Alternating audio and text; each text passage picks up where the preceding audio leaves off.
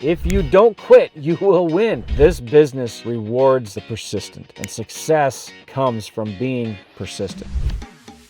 Hey guys, what's up? Joe again. This is part 2 of a podcast I just did recently, so go listen to the last one. I talk about the keys to success in this business. But I'm going to now kind of expand on that, and I broke it down into 10 different rules for success in business and especially in real estate. So number 1, you need to understand this principle of money or time. And sometimes actually not having enough money is better because it forces you to get creative and it forces you to just sit down and really figure it out and make it work and not just throw money at the problem. Sometimes I see people who have a lot of venture capital or they have money from another business. They get lazy and they just try to throw money at the problems. People that usually succeed the most are the ones that have very limited resources but try to figure it out with what they have, and they work it hard. They try to figure it out. You need, though, either money or time, and if you don't have money, then you need to put time into it. Let me explain what I mean here. If you're wanting to do real estate deals, you need to spend some money on marketing. Sometimes people are afraid to spend their money on marketing. Why? I don't understand. You'll go and you'll spend 15, 25 grand on coaching and mentoring, right? But you won't spend $1,000 on direct mail. The education's important. I'm not saying that's not important, right? But just as important is investing in marketing. Why? Because marketing creates momentum. The more you can put into the marketing consistently, don't just spend money on marketing for, say, all right, I'm going to dip my toe in the water and see if it works. I'm going to send 1,000 postcards and see if it works. Forget it. Don't even do that. You need to be committed to the marketing plan for at least 3 to 6 months before you get to decide whether it works or not. Because marketing creates momentum and you've got to give it time. It doesn't happen right away. It's just like you're pulling a train with a rope. It's really hard at first, obviously, but once the train starts moving, it becomes easier. That momentum starts to grow. So you've got to give it 3 months or so. Now, if you don't have money, you need to spend time, hustle, sweat equity.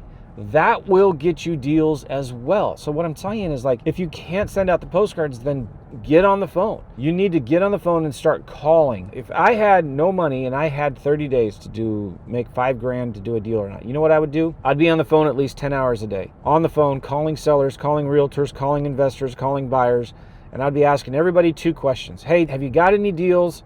Or number 2, do you have any buyers that are looking for deals? And eventually you talk to enough people, you'll find deals that you can wholesale it and flip it. The fastest way to a deal is actually on the phone. This thing right here, it's the fastest way to a deal. If you don't have the money for marketing, you don't want to wait for leads to come to you. You need to go out and get leads. Sometimes I see the people that have the most success are the ones that are just hustling and grinding because they want it so bad that they will go and do the hard work to get the leads. They'll go out and get the leads and make 100 calls to get 20 leads to make 10 offers to get 1 deal. And number 2, I want you to commit to at least 6 months.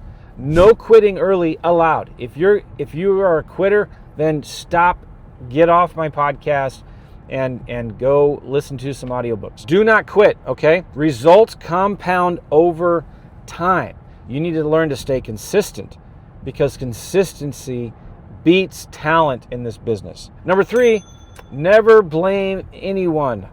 Own your results. Come on, you're a big boy, you're a big girl, right?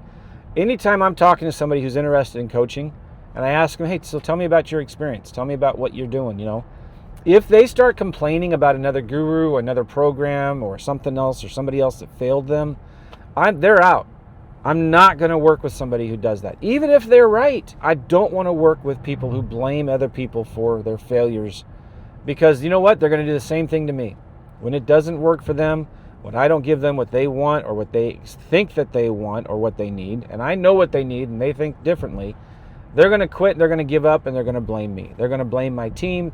And so that is negativity I do not want anywhere near me. So even if you were screwed over by somebody else, take ownership of it. This is maybe a dumb example, but if somebody maybe stole your money from a deal, you can talk about it, but don't blame them for it. You should also take some ownership for yourself and say, man, I should have vetted them better. I should not have trusted them. I should have used a title company or hired an attorney. So take some ownership. Don't just blame them. If you buy another coach's real estate program, I don't care how bad it is. There is ways that you can make money doing what they tell you to do. It might be old, but as soon as you start blaming them of why you're not having success, I'm like, No, I don't want to work with you. Blame kills progress. You cannot fix what you refuse to own. Own your mistakes. Own it, and then get over it, get past it, and move on. And you're the kind of person that will succeed when you have that attitude. So stop blaming other people. Number 4, work hard. Do more than you think you need to do, right? Most people underestimate the effort. You need to work harder than everybody else if you want to succeed. And success requires sweat, right? This is a contact sport. It's not a spectator event. You can't just sit on the sidelines and expect to make money in this business. You need to be in the game, and you need to force yourself to do what's uncomfortable. You can only win by being in the game. You can't just outsource your success. You can't just hire VAs and people to do and manage and run the business for you. You need to learn how to do it yourself. Eventually, yeah, you can hire people to do the work that you don't want to do or you can't do. I'm not saying that, but like, you can't just expect I'm going to throw a bunch of money, I'm going to hire a bunch of people, and you expect it to work. You've got to be intimately involved. You need to be in there working hard. You need to be leading by example, by your hard work. Number 5 is you need to treat this like a business. I see so many people that treat this like a hobby.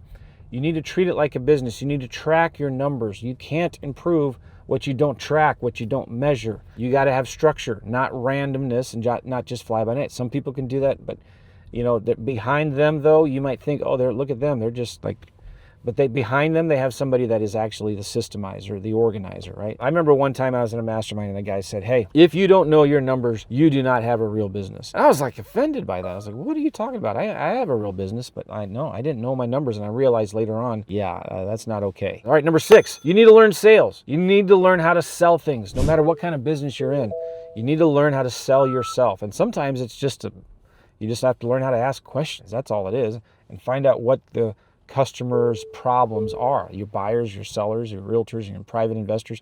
Find out what their problems are. Ask a lot of questions. Learn how to sell. Learning how to sell is not like pitching and trying to convince them and win arguments.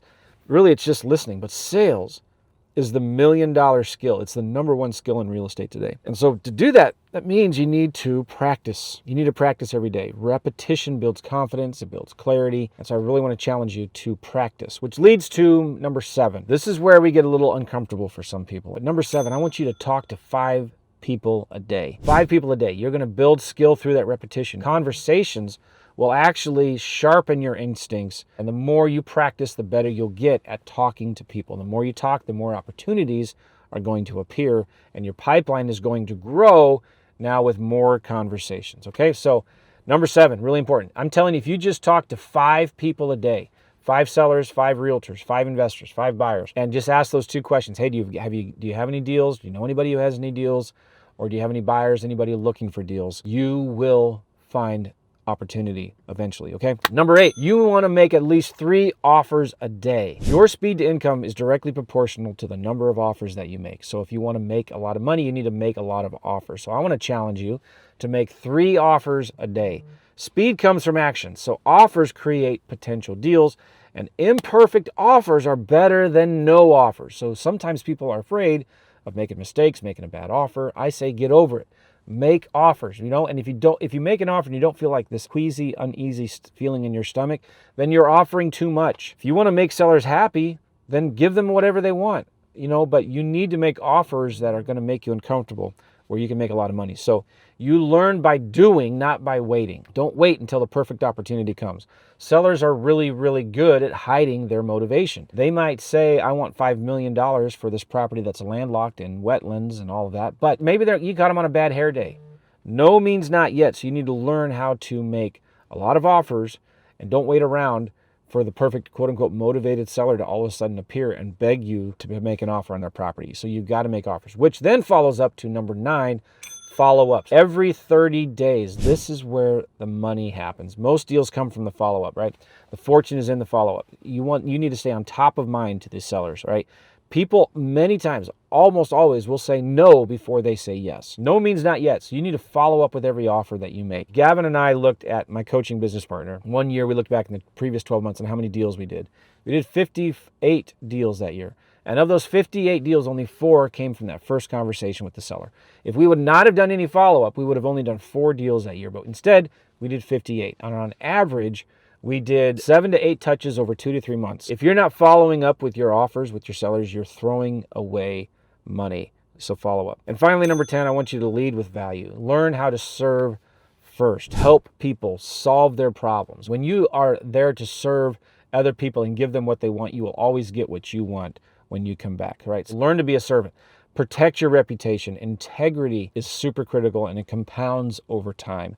One little mistake can ruin years and years of your reputation. So always put integrity first. Be humble. Ask for help when you need it, and focus on that. So in closing, right, ask yourself, guys, are you willing to do the work? This business rewards the persistent, and success comes from being persistent, from being consistent. So show up daily and you will win. If you don't quit, you will win. When I first heard that, I heard it from one of our pastors. If you don't quit, you will win. And that was like, wow, that's so amazing. That's so true, right?